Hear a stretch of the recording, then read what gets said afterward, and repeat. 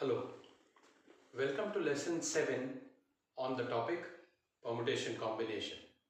If you remember, so far we have discussed the concept of combination. In this lesson, we are going to start our discussion on permutation. Let me introduce what permutation exactly is.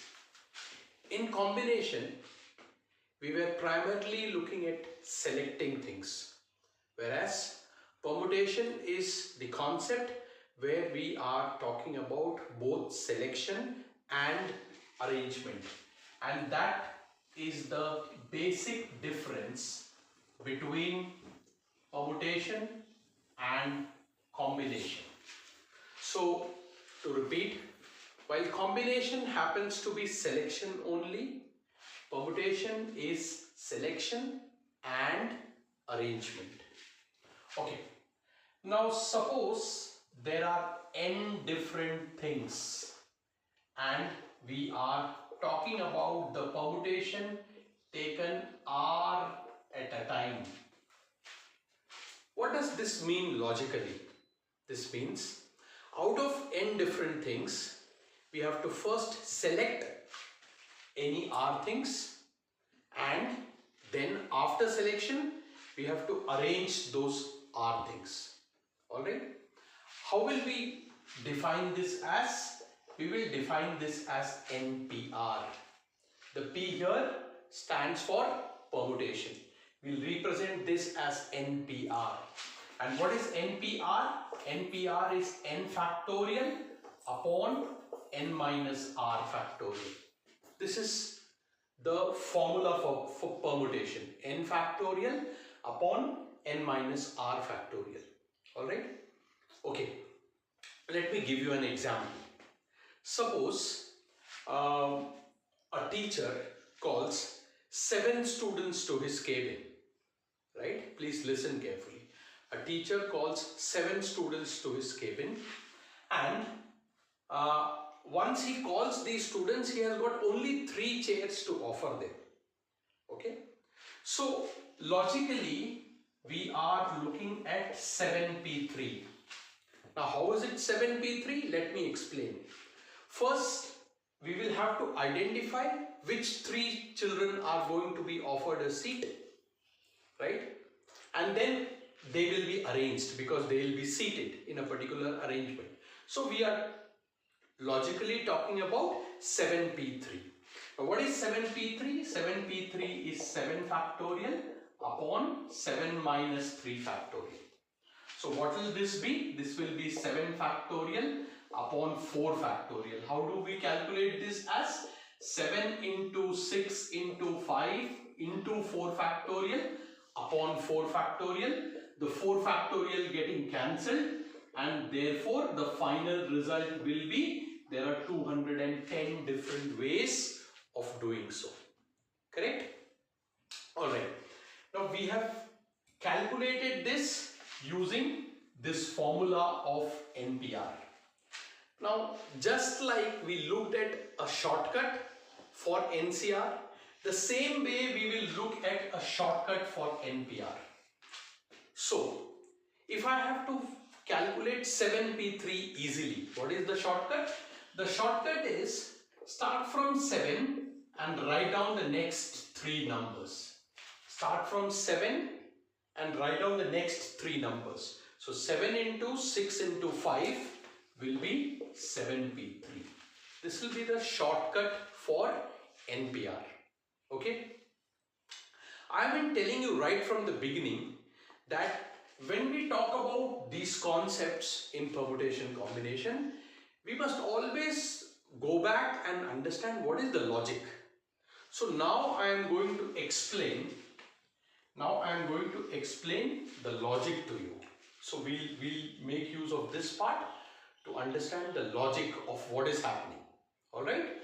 Please listen carefully. These are the 3 chairs in the teacher's cabin. Correct? And now how many students are there? There are 7 students. How many chairs for them to occupy? There are 3 chairs. Alright? Now what will happen? The first chair can be occupied by any of the 7 students. So the first chair can be occupied in 7 ways. And once the first chair is occupied, the second chair can be occupied by any of the remaining 6 students. Please appreciate, a student is already seated, so the second place can be occupied by any of the remaining 6 students. What about the third place? It can be occupied by any of the remaining 5 students, any one of the remaining 5 students. So in how many ways can 3 students be selected out of 7 students and then occupy these places? 7 into 6 into 5. Is it the answer that we earlier got? Absolutely. This is the logic. Okay. Now, some of us might be thinking that permutation and combination are related. Okay. So far, when we have been talking about permutation, you do not see a direct relationship with combination. Right? So give me a minute to explain what is the relationship of permutation and combination. So this is the logic. So this is the formula. I hope you have understood. This is the logic of doing it, which will help you a lot. And now the connection of permutation and combination. Right? Now the same thing can be understood in another way. And what is that way? It's beautiful. Please listen very carefully. What is that other way? The teacher says, let me first decide which 3 students are going to be seated. Okay, so they will not directly occupy the chairs. I will first decide which 3 students are going to be seated. So how will the teacher decide that? That is what we have learnt in combination. So the teacher will first identify and select 3 students who are going to occupy the 3 places. Okay, so 7C3, selection. Now what is this 7C3? This is selection, or this is combination. This is what combination is? Selection, right? Now what will happen? And. What is and? And is into. Okay. Now how many chairs? 3 chairs. How many chairs? 3 chairs. How many students? 3 students. Because you have already identified the 3 students. So 3 students have to now occupy 3 chairs. The first chair can be occupied in 3 ways. The second chair in 2 ways. The third chair in 1 way. Okay. So this is selection, and what is this? This is arrangement. Okay.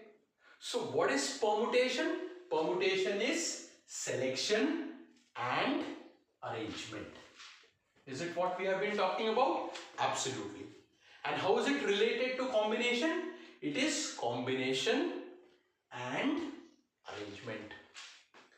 Now some of us might be thinking, is this going to give us the same result as what we have been talking about? Let us see. So what is 7C3? 7C3 is 7 into 6 into 5 upon 1 into 2 into 3.